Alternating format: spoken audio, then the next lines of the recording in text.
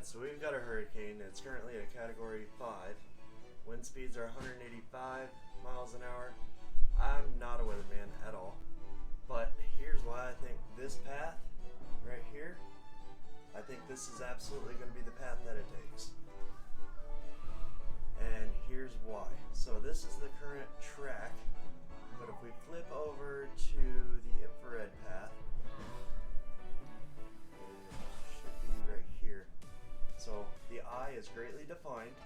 It's a very big storm with outer bands, and you can see that it's very dark.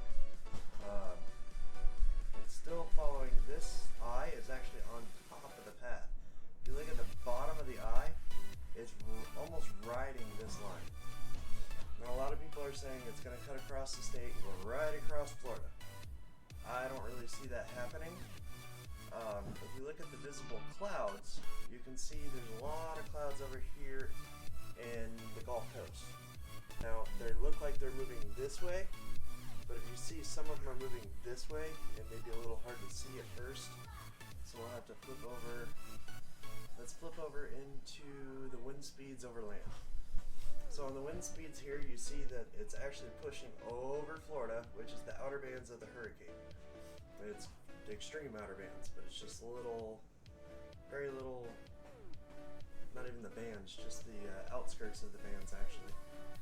But I've noticed when you flip over into the rain here, you can see all this is coming this way, and it's kind of turning down.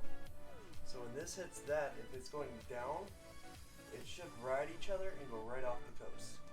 That's why I think it's going to go straight up and actually follow this line and ride the coast. I don't think it's absolutely going to come across Florida at all. The eye may brush the land and go up, but I do not see it going straight across. It's a possibility. I'm not a weatherman.